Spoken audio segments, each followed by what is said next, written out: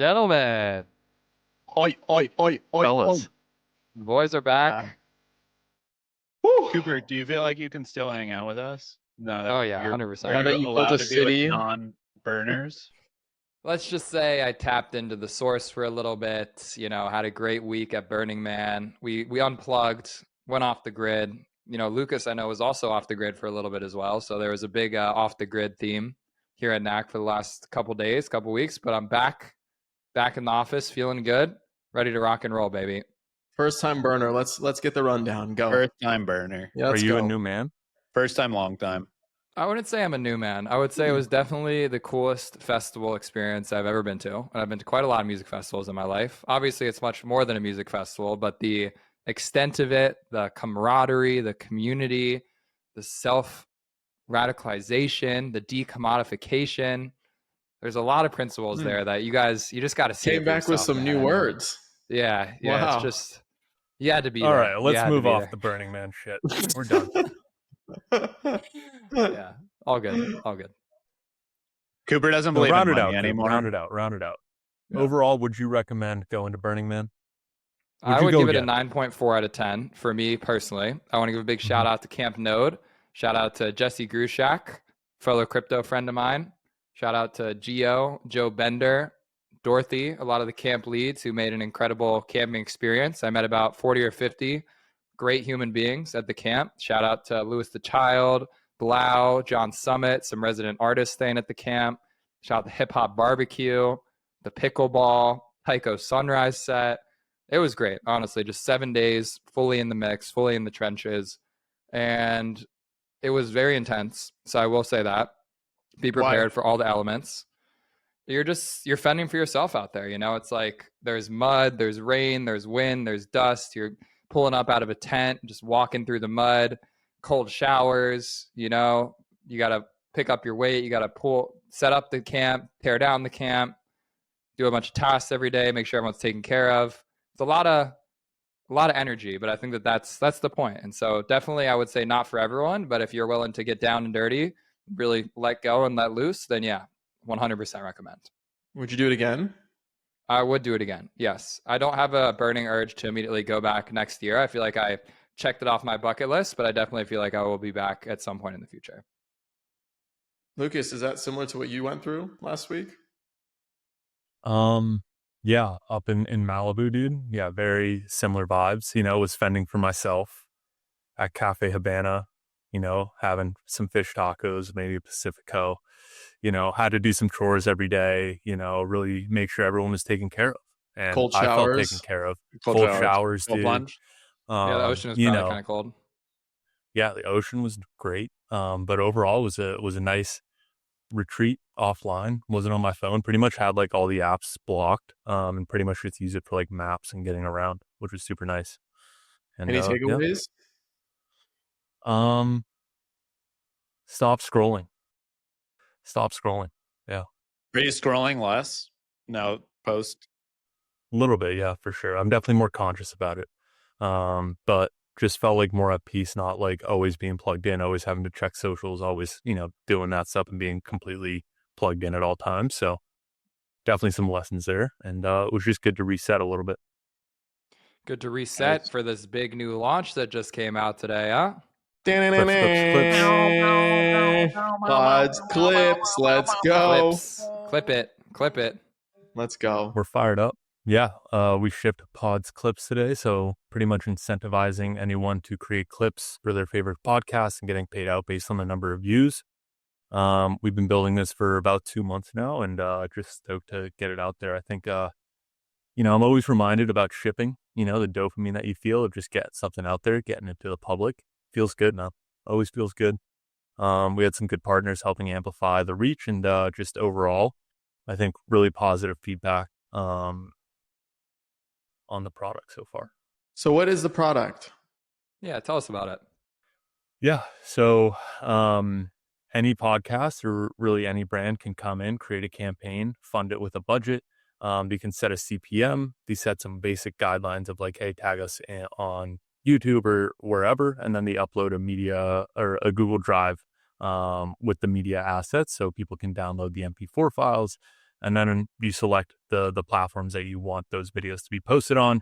And then from there, clippers can go ahead and just start submitting those videos, and we automatically calculate the number of views, and creators can go ahead, or campaign managers can go ahead and approve and reject clips based on like quality and legitimacy, and the pay out people based on the number of views they get.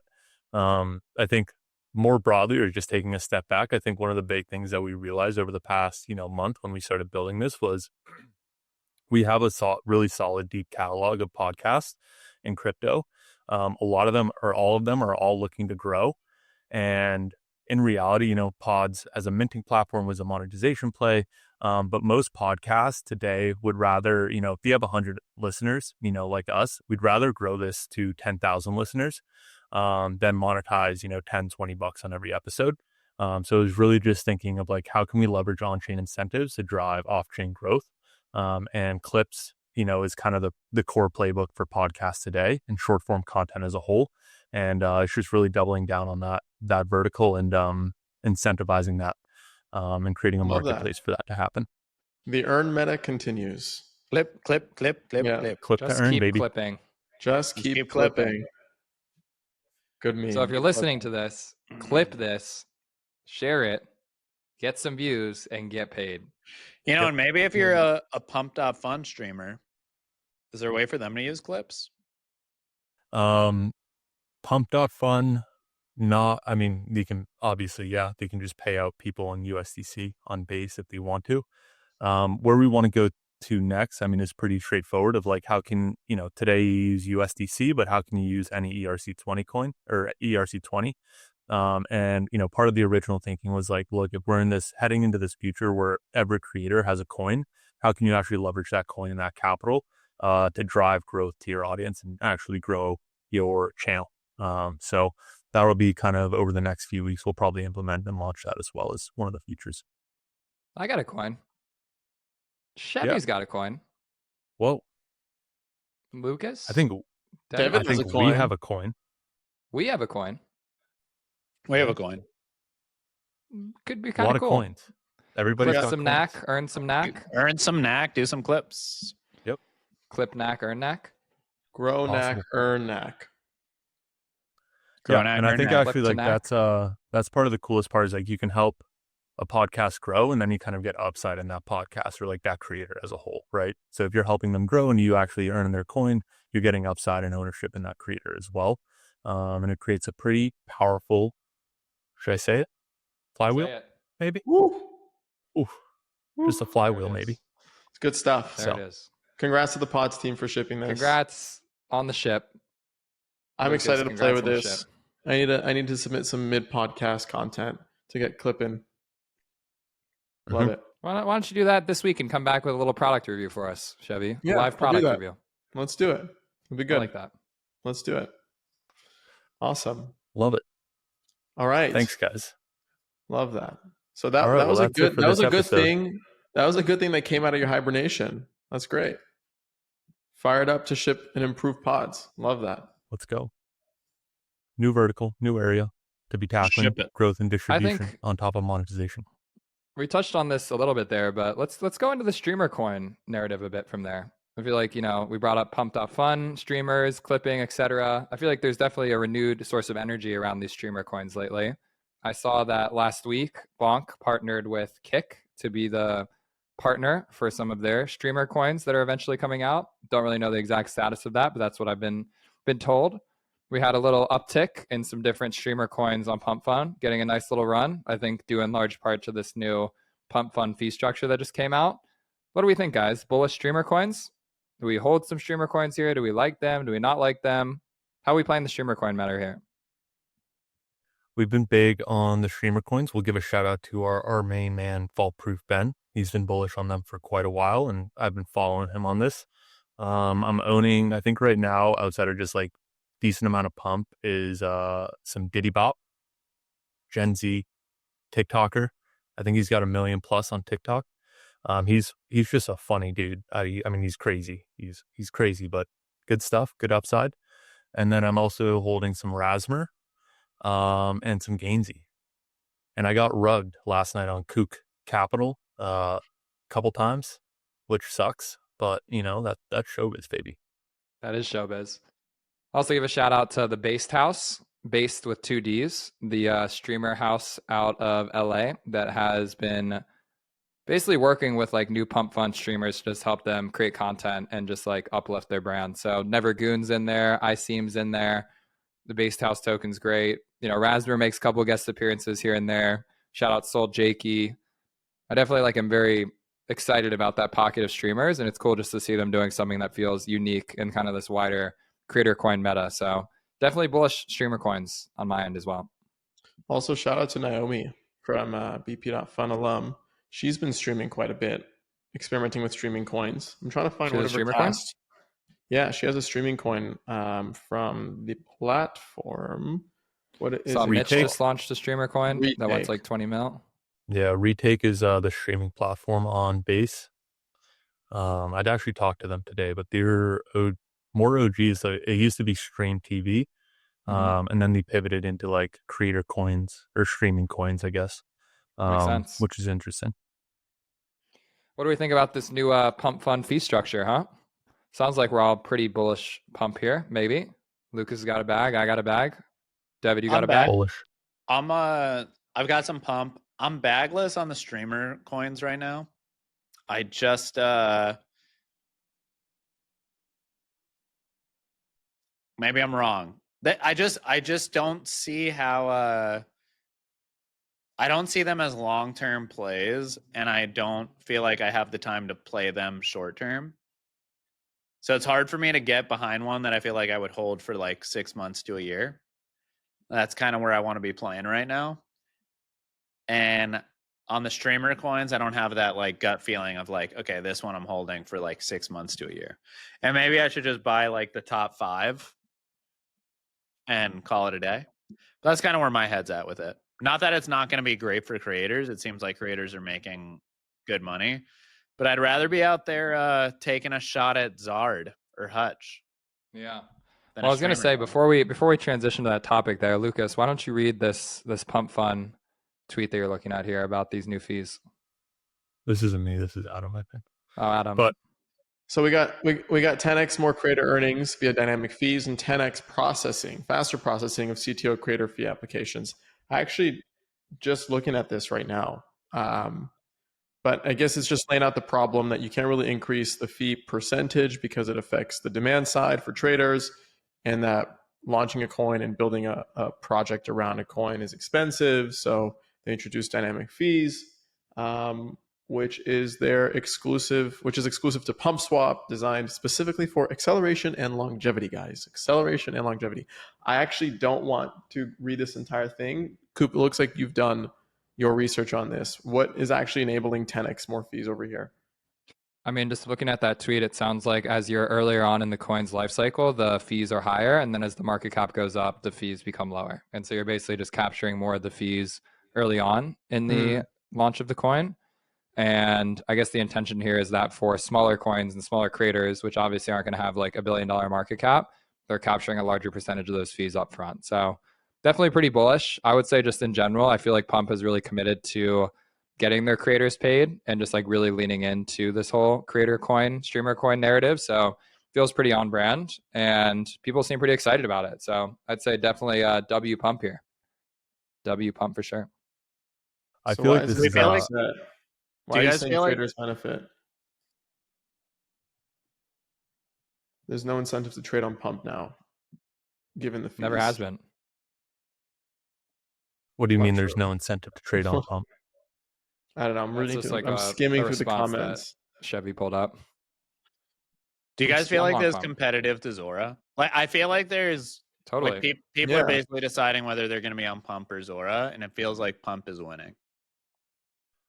I'm more interested to see if Zora goes into live streaming, which feels like a pretty.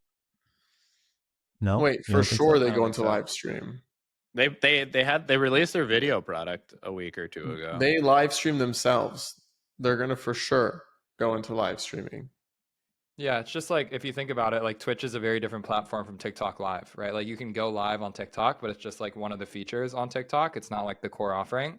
versus like Twitch or Kick, which is centered entirely around streaming. So I wouldn't be surprised if there was like a go live feature on Zora at some point, but I just think that there's a lot of other surface area for them to like own and tackle around like content that feels differentiated from streaming. So I wouldn't expect them to put a significant effort into it in the short term. Yeah, I think Zora is going to build a retake as a feature inside their app. Would make sense. But I did want to touch on what David brought up there in passing, which is, you know, a very reliable 6 to 12 month hold. And that's Pokemon cards, guys. Yep. Pokemon That cards. is the long-term hold that we are looking for here. Cooper's got his cards on lock here, boys. Come on. I got some cards. I got some cards here. Wait, how did you get those delivered? Those were the ones you bought on Courtyard? Yep. Some of them. Got them delivered to you in 24 hours? No, not 24 hours. I probably took like a week or two to get here. I did it before I left for Burning Man, and it was delivered while I was there. Oh, so you were feeling the bull run coming before you went to Burning Man? I have been buying a lot of Pokemon cards this past year. For those who don't know, I have quite a history selling Pokemon cards on eBay. And so I got my own personal cards here in these little deck boxes. Just last night, I was going through and looking at some of the cards I'm sitting on to see what I should get graded out here. And I mean, we got some good cards here, boys. We got some good cards. This guy, PSA 10, which I'm not saying it is, $3,000. Not bad. Not bad if we look at it. I'll pull one out for the early memories here. How about a little, this will be a blast from the past. Little first edition Jolteon there. Not bad. Not bad. I believe my mom threw out all my Pokemon cards. Just one of those. Likewise, dude. Sad Likewise. Come on. Talk to your boy. Talk to your boy. These ones, PSA 10s are like $1,000 each. So I'm kind of looking into the whole grading process now because I never have gotten anything graded. I would just buy them for fun. And when I would go to like Japan or something, I would just buy Pokemon cards for the hell of it. So, you know, we've been stocking up a little bit out here. We got a couple more. Pretty good. Look at that guy. There's some chatter on the timeline. Some are saying NFTs are back. Can you tell us about cards in Courtyard? The whole thing with Courtyard is the packs. And I mean, this is a product that's being built across many platforms now. It's not just Courtyard anymore, but it's basically like a vending machine product where you can buy a pack of higher rarity. And so the highest one you can buy on Courtyard is like a $2,500 pack. And you basically have a chance at getting like a $20,000 card. And what's unique about Courtyard that I believe other people are doing too is they have automated buybacks. And so they basically just look at the market value of a card. And if I roll a $2,500 pack and I get a card that's worth $2,000, they'll offer me a buyback at 90% of that. And so I can immediately just accept an offer for like $1,800 and then just roll again. And so what a lot of my friends are doing who are really into this, shout out Brandon Kang, who I would say is my resident Pokemon GCR. He's just ripping $2,500 packs, just nonstop. And then you're hitting some $20,000 cards, you do a buyback, you 10x it, and then you just keep rolling again. And people are basically just like siphoning through all these different packs. It's like anything from $100, $25, $50, $100, $1,000, $2,500 basically. And obviously there's other sports as well, but I think Pokemon's kind of become the predominant one. And for whatever reason, this last week, we're now seeing this like Pokemon kind of meta emerge where, you know, David mentioned Zard, which is basically like a strategic Charizard reserve project. They have about 30 Charizards in the vault of all different, you know, sets and editions. And TCG is a coin that's doing pretty good. With all of their LP fees, they just buy more Charizard cards. Every time you buy or sell Zard, you're just giving them more money to go out there and increase the reserve. So I'll share my Courtyard profile here really quick, just to give you guys a little bit of an orientation. So this is my profile on Courtyard. You can see here I have a bunch of these like vaulted cards essentially. This is like a pretty rare Mew. I think this one's probably worth like, I don't know, maybe $800 now. I bought it for $300 like 7 months ago. So some good gains on these. And you're basically just have this digital version that you can just like hold on your profile. You can like see the value. You can see what it got traded at. You can get offers in real time here. So I can see like all the different offers I'm getting. And then if I want to redeem it, I can basically just go and just accept, just do a redemption and they'll just ship it to my house like I have here. But I think the nice thing here is that as someone who was doing a lot of Pokemon card trading back in the day, selling on eBay is like very time consuming. It takes a lot of time to like package it, to list it, to go to the post office, etc. And so being able to just kind of trade these a little bit more freely, kind of like NFTs, has been a really fun way of engaging here, where you can just buy things on the market and you just buy it in one click. It's on your profile. If you want to redeem it, you can. You don't have to. You can just list These it. are NFTs, right? Yes, they are all collectibles, David. They're all collectibles. I know we can't use the N word anymore, but Yeah. So you can see here, this is like the legend pack, $2,500. These sold out because people are just ripping through them. If I go to like let's go to the $1,000 pack. You can see here that you can see the odds of getting different rarities of cards here. And so you have a 50% chance. Sorry, go ahead. what are these? Are these on Sol or Base, or like what are these on? Polygon. Like, they're on Polygon. Yeah. And so you can see in the different machines like what the rarities are and what are some of the cards that you can get out of it. And so it's just fun. You can just go through and rip a pack and see what you're going to get. Should I do a live poll here on the NAC podcast? Yeah, Let's do a live Yeah, poll. as you're setting it up, is there like a license that Courtyard has with Pokemon to do this, or like how does this actually work? What's the business behind this? They're just vaulting a ton of cards. Like they just basically have a warehouse that they're just like storing like thousands of cards and just sourcing these from different retailers and different card shops and whatnot. And yeah, that's basically the name of the game. Pretty cool. All right, should we rip a $500 pack? Let's do it. We're a bit. Do you do this Come with on. USDC? Yep. So I got $1,900 in my Courtyard wallet right now. I basically just like cleared out a bunch of dust from other chains and was just like, yeah, I'm just gonna buy Pokemon cards instead. All right, big money, boys, big money. Come on, Let's go. come on. Let's Big go. money. Let's get a Zard. $500 pack. I earned 840 points. We're coming in hot. Hey. Here we go, Coop. Come on, come on, come on. Give me something good. Not So that good. So wait a minute. How does this work now? So you just Wait, picked why a wouldn't random- you? Why wouldn't you just sell? You could have sold that for $278. Yeah, but I bought it for 500. Right, but you've got more cards you're about to get. No, you only get one card per pack. Oh. So that's like the whole game is like it's just very much like in real time. So I got Ethan's Adventure here. I got an automatic offer for 278. You can see it's a PSA 10, which is the highest rating of quality, and it's a PSA, which is the best rated grading agency, which is nice. But yeah, now I can choose to sell this. If not, I just have it on my profile, and then you can see here there's like grab another pack, everything like that. So pretty good, pretty good. That is my Pokemon shell today. They have a warehouse of all these open cards. They have some inventory filing system, and they digitize their inventory and randomize the reveal process depending on your purchase. Yep. Pretty cool. Yeah. There's definitely quite a few of these other Pokemon opening platforms that have come up recently. So I know that Courtyard's not the only one, but Courtyard's the one that I've been using for like a little bit over a year now. I think they're fantastic. Early OG Ethereum team, very active on Farcaster back in the day, and they've just been crushing it. They've just been like top volume on OpenSea for a very long time. So it's definitely pretty cool to see it kind of catching wind now. Pretty cool. Yeah. I'll give it to you. That's pretty fun. The reveal process was a bit underwhelming, but I think the whole entire experience is pretty cool. Fair enough. Yeah. I like the reveal process. One could say collectibles are back though. I saw some stat that $470 million has been transacted on that site. On Courtyard? Courtyard. Yeah. I don't know if it was fake. I don't know if it was fake news. You know what's really interesting to me? You could argue this and Polymarket are probably the most legitimately used crypto apps in the world. Yep. And they're built on Polygon, and no one likes to talk about Polygon, but they've got the two. I'm going to assume this one, I mean, this app's got to be top 10 right now. So yeah, let's just say even top 5. So like 2 of the top 5 are on Polygon. Something there. David, what's good with Hutch? So Hutch, that's CSGO skins? Yes, exactly. So it's basically the same thing you just showed, but it's skins. Okay.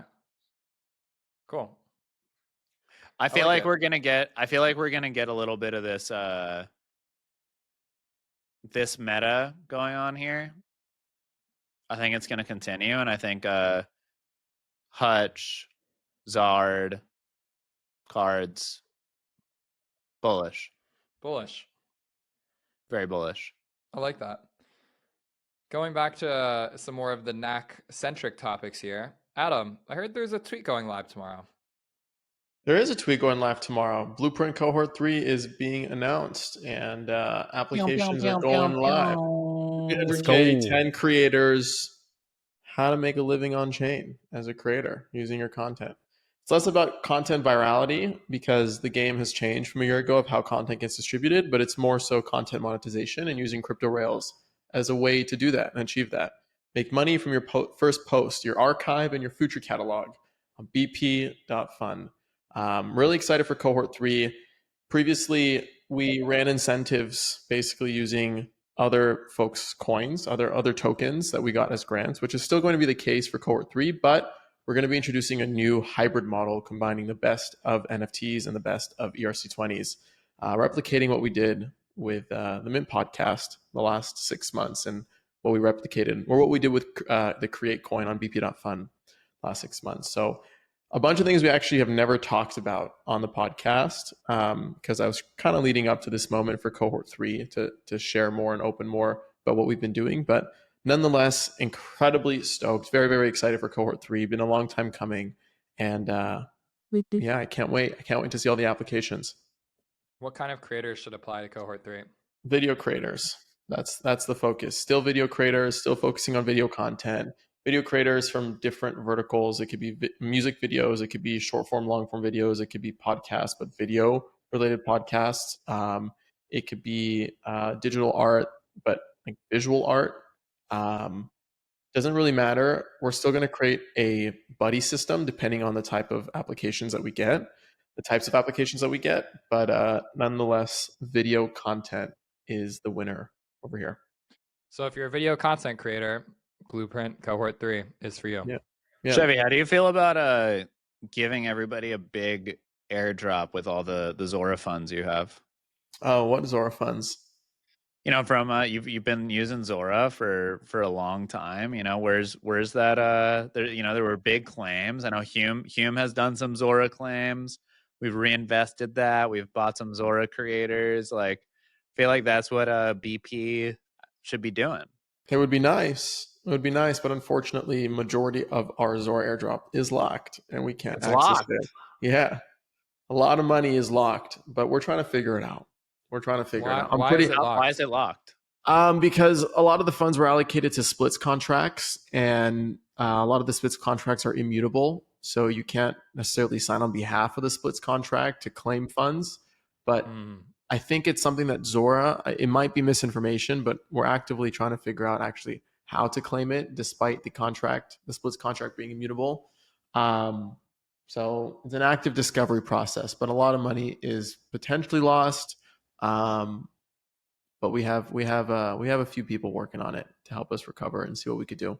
Yeah, but it's quite frustrating because it's like not Blueprint's money; it's like the creator's money, you know. And it's just a shame, frankly. But I remain optimistic that we're going to figure it out. Yeah. I remain optimistic too. Yeah, I'm optimistic. I think the right thing will be done at the end of the day. It's just a matter of time. Yeah, yeah. Like but Blueprint Cohort 3, guys, I'm really excited. I think we figured out a really fun model between combining ERC20s and NFTs to have a sustainable way to issue incentives for content to be purchased. And I really can't wait. To expose this to more creators. That was kind of my question, Chevy, is like, what's the update on the playbook or like the blueprint right now that you're looking to implement with like Cohort 3?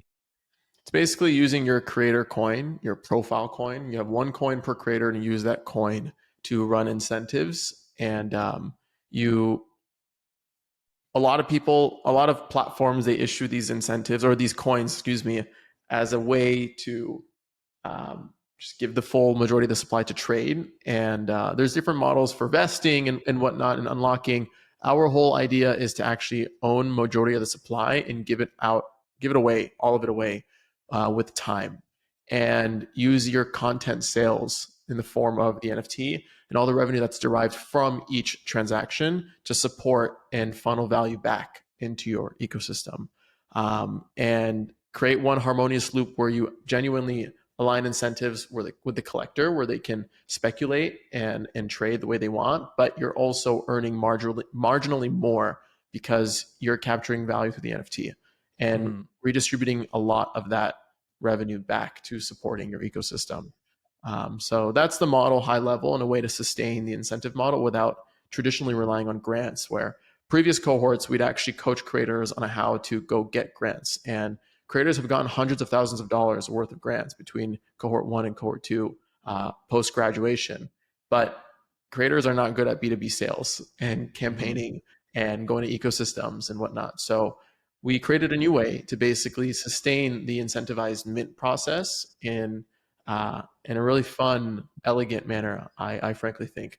For example, some of the experimental coins that we launched, they're earning annually 14 times more than their market cap. So it's a really fun way to introduce new revenue streams and build one big loyalty echo chamber around what you're doing. So we'll expose more of it and teach more of it in cohort 3, and I really can't wait. I'm so excited. Does that assume that every creator in cohort 3 will be launching their own coin through Blueprint? Yes. Oh, very cool. Yeah. Are you guys planning, maybe this is not public, but are you guys planning on using an existing stack to issue those creator coins, or is that something that you guys are going to do in-house? We got the Blueprint protocol. That's what we're doing. Hey. Blueprint protocol. Yeah. Good man. Yeah. It's Pretty cool. basically, Nice. it's taken 6 months of running our experiments and our campaigns with JKC. Just keep clicking and create from Zora that we launched 6 months ago or so, and taking the best of everything that we learned. And we basically packaged it up into a template that we're going to be issuing for cohort 3, and we'll see how it goes. Nice. Just keep cooking, Chevy. Just keep cooking. cooking. Yeah. On a serious note, count me in to some level. As someone that has a coin, has been posting a lot more video content. It's been fun to be posting on Blueprint. And if there's a way that I can be tapping into a lot of those learnings and figuring out how to leverage my own creator coin in the context of the Blueprint playbook, I would be very interested in learning more about that. I got you. Of course. We'll talk about all the insights. I'm excited 2.5 or 3 months from now, like doing a recap of cohort 3 episode and looking at all the coins that were launched, all the meme coins that were launched, and what creators did with them, frankly, using this template. I think one of the coolest things that I've seen running these cohorts is you don't know what's going to happen afterwards, obviously, and the kind of experimentation that creators will apply using what they learn from the cohort.